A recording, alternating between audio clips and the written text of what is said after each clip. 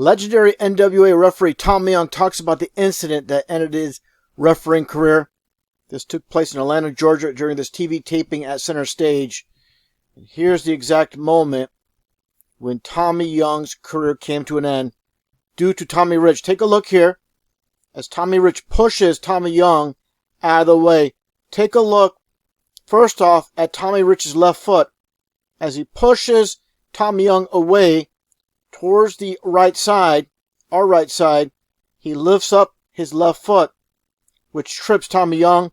Tommy Young goes face first into the bottom ring ropes and breaks his neck. And there you see Tommy Young near the ring ropes in the ring. And I saw this go down when it was first televised. I knew this was not part of the script. The way that Tommy Young was moving his arms and lifting up his head at certain points, I knew something was very off. It was a very bizarre match.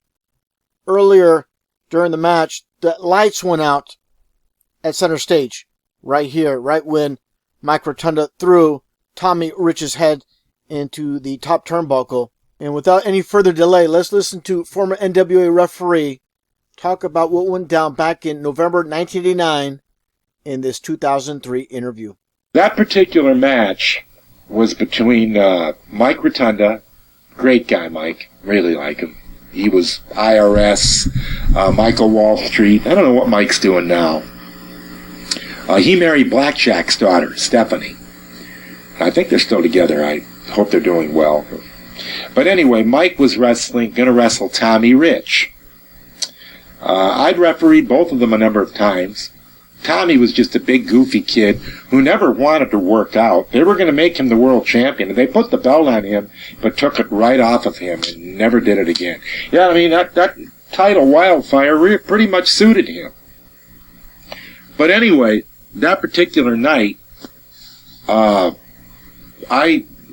believe Rotunda was going over, but they wanted to work just a spot. Now, Flair was the booker. Ole was kind of like his advisor. It was Ole that talked Flair into hiring Rich. And Cornette was actually the assistant booker. So we were going to do a spot in there where Tommy was going to get dumped over the top rope, but I didn't want to see it, because that's over the top rope is automatic disqualification. So it was supposed to be a deal where Tommy is pounding on Mike on the ropes, and this is TV at Center Stage in Atlanta. JR, Jim Ross, great guy, doing well with WWE, was doing the commentary back then with Kevin Sullivan. There's a tough guy. Kevin. Bad dude. Anyway, it was supposed to be a deal where Tommy's pounding on Mike, and I'm trying to get him off of Mike. So finally I do, and I'm backing him up like, that's enough, blah, blah, blah. Mike's getting to his feet. Tommy's supposed to be lifting over my shoulder. When Mike gets to his feet, Tommy was supposed to get out of my way and just slap me in the back. Just keep me going the very same way I was going. Get out of my way. But when Tommy did that, for some reason, he raised his big clodhopper foot. And when he shoved me, he tripped me. I had already backed him up a good way, so the ropes were close by. What was supposed to happen, I was just supposed to lose my balance a little bit, fall up against the ropes. Tommy charges Mike. Mike dumps him over the top rope, backdrops him over the top rope. I turn around, it already happened, I didn't see it. It was a spot, it wasn't even the finish. What did happen was that when I backed Tommy up, like I said, he raised his foot, shoved me, he tripped me, the ropes were close. I tried to grab the ropes to protect my face, but I missed them, and I'm falling forward and down. And anyway, as I was falling, I took the middle rope right here, right between the eyes, just like that, right in that indentation here, and it just jammed everything backwards. A little higher, it would have slid off my forehead. A little lower, I just would have went straight down. Might have ruptured my windpipe, but that would have been it. But I took it right in that indentation where it just caught me. And when it happened so quick, I heard this god-awful in my neck. And I remember landing on my side. I was facing the studio audience. Now, they're continuing to wrestle behind me, because when Mike got to his feet, and Tommy did that. Tommy stepped in between me and Mike so that Mike didn't see me because Tommy was in front of me. Tommy didn't see it because he's looking at Mike like, get out of my way. He didn't even know he did it. So I'm laying there facing the audience, and I remember hearing this like humming. I'm hearing it. And I didn't feel any, there was no pain, because from here down, I didn't feel anything. It was like I was looking at my body, but I wasn't in it. And I knew right then and there, Tommy, you're hurt bad, brother. You're hurt bad. So anyway, we're doing a taping. This is TV. So they've got these little TV sets in the back. They call them monitors. And they're watching in the back. They're starting to catch on. Something's wrong. Tommy's not moving. He's not moving at all. I'm just laying there. I'm on my side. Mike finishes doing to Tommy what he's supposed to do. He covers him. I'm not there. And you see it on the camera. He kicks me in the fanny. Tommy, get over here. And I'm whispering, Mike, I can't move. I can't move. So he gets off of Tommy, comes over and rolls me over in my back. What's the matter? I said, I don't know. I can't move anything. He didn't know what to do. He went back to Tommy. By now they've caught on something's radically wrong here. So Nick Patrick and a guy named Mike Adkins, he's gone now, they hit the ring. Nick came to me. Mike went in to finish the match. I said, Nick, get me away from them. Drag me over to the apron, because the feeling was starting to come back. Because when Mike Rotunda had rolled me over on my back and went back to Tommy, you see me raising my head up, but nothing else will respond. I kept trying to raise up and nothing would respond. Okay, so they finished the match, and after that was over, Flair came out and come up to me and says, what's the matter, Tommy? I said, Champ, I'm hurt bad. So he started pinching me. Well, the feeling's starting to come back now. Well, pinches were hurting. Okay, Champ, I got feeling back. So they sat me up. I said, let's get me out of here. So I jumped off the apron, and my legs just collapsed. Fortunately, they caught me before I fell and dragged me to the back. We kept a chiropractor back there. This particular night was November 28, 1989. It will live on in infamy for me because that ended my career.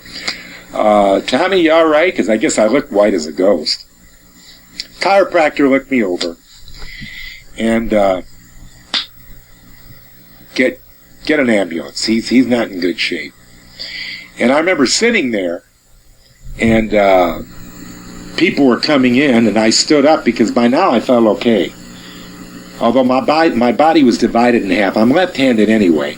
My right side was fine. My left side, I couldn't pick up that microphone. That's how weak. I was like a stroke victim. Well, anyway, I got up to walk to the ambulance. What are you doing? Don't move. Don't move. I've already been from the ring back where you shouldn't have been. You should have never been moved. I can walk. We don't want you to walk. We want you to strap you down to this gurney. So I had to lay down, everything mobilizing my neck and everything, and they take me out.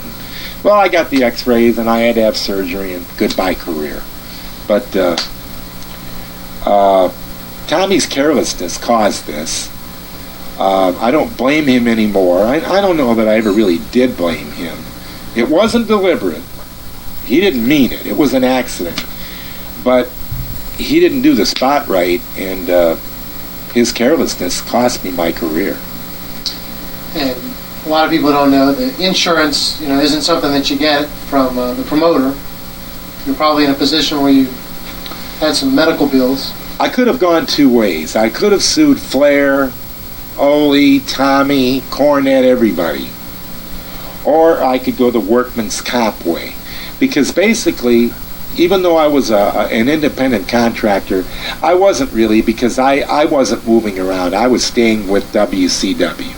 It was WCW at the time. It was pretty much figured that I was an employee, so I qualified for comp. The problem was, you have to go by where it happened, and it happened in Atlanta. Out of the 50 states, Atlanta was 50th in workman's comp. They had virtually no laws at all.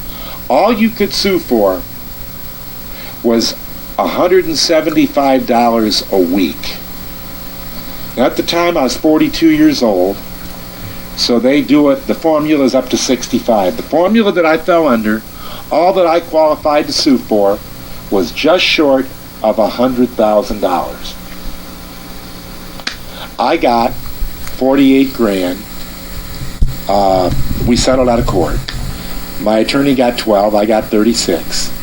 I got $36,000. I got a small settlement from the building because the lights had gone out during the match, so I think I got about $3,600 there. I wound up getting about $40,000. I didn't sue Flair. I started to sue Rich, but I dropped the suit because I just didn't think he had anything. My attorney said, let's not spend good money to go after bad. The guy doesn't have nothing. Just to put it in perspective, $40,000 is what compared to probably your average salary at that time. That particular year was my best year. I made $65,000 that year. Now, mind you, this is 14 years ago. I figure in that time, from what I'm making now to what I would have been making, I've probably lost $750,000. Because the average rep, I don't know what they make right now, but I know that Earl Hebner told me that one year, I think he made $125,000. I don't know if he makes that every year. And I'm sorry, Earl, for saying that. I hope it won't cut my throat. This was some time ago, back when it was really hot. They might make that now. There's a lot of referees up there, and the Hebners have done very well. But I know I would have made very good money, much more than what I'm making now, so I lost a lot of money, guys.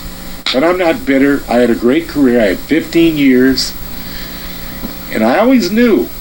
I used to tell myself, Tommy, one of these days, you're going to get hurt. Your style dictates that. Because I worked very close to the wrestlers. I always wanted to be there for them. Sometimes I'd catch an elbow. I'd get my nose broke sometimes. I'd come home, there'd be bruises on my body where somebody got me. But hey, it's a rough business. If you can't handle it, you get your dead ass out. Some young gunslinger will be there to take your place, believe me. So it came with the job.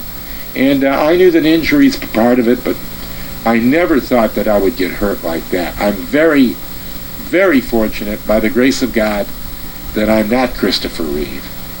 Because for about a minute there I was. Although, in all honesty, he can't even breathe on his own. I had no trouble breathing. Even though I couldn't feel anything, I didn't have any trouble breathing. So it wasn't like I was in danger of losing my life. But I could have very easily been a quadriplegic. And I know when I've talked to some people that had some injuries in wrestling, one of the most depressing parts is the fact that some of these guys that you've been with pals with for years, they don't call and check on you. What was your experience like in terms of your interaction with the boys now that you were out of wrestling? Back when it happened, it really wasn't publicized. WCW did not make a big deal out of it. There was no tribute to me. A lot of people didn't even know I was hurt. Not many people called. Some did. Flair did. Cornette. Some guys. But a lot of people just didn't know. Didn't know I was hurt. Arn was up in WWF at the time. Him and Tully were teaming up there as the Brainbusters. A lot of people didn't know I was hurt, and they didn't publicize it. And I did not know that my career was going to be over. I thought that I would get surgery and I would return. But I remember after I had the surgery, the doctor coming into the room where I was, the hospital, and telling me, you're going to have to get away from the pounding. I said, Doc, I can't get away from the pounding. I said, this business is as such that I have to get my ass kicked every so often. That's the way it works. I have to get knocked around, get knocked out of the ring, sometimes get thrown over the top rope. That's the way it is. It comes with the job. He said, well, you've got to understand that I have removed the vertebrae that were all mangled up in there. I couldn't do anything. I couldn't recreate them. I simply had to take them out. You don't have that vertebrae, that protective vertebrae that cover your spine anymore. And what I'm doing right here, see the little tapping? Can you see that on your camera? Yes. That little tapping is shooting a jolt through my legs right now. Because I'm not tapping my vertebrae, I'm tapping my spine. I'm that brittle. Well, I knew I mean, he told me, he said, you've got to understand, if you get hit there, you could be quadriplegic. You don't have any protection. And that's when I knew right then and there, brother, it's over. Your career is over. And that was difficult because wrestling was my life. I had a form of notoriety, being something of a TV star, although being on TV does not a star make, in my opinion. But in a lot of people's opinion, it does. I mean, I was certainly recognizable. I would have been the perfect guy to do one of those "Do You Know Me" for American Express, because so many people knew my face, but not necessarily my name. But just like that, better. It was over. But it can happen. Arn Anderson had his surgery. He had to quit. I mean, there's some that just go on and on. Flair is just amazing. The bumps that he's taken down through the years, and still, the other night with the match he had in Greenville with Hunter, he was throwing them all over the place and big high backdrop. Flair is just amazing. But he was fortunate. I wasn't. And he takes these bumps all the time. I'm only taking them on occasion. But I'm very grateful for the career that I had.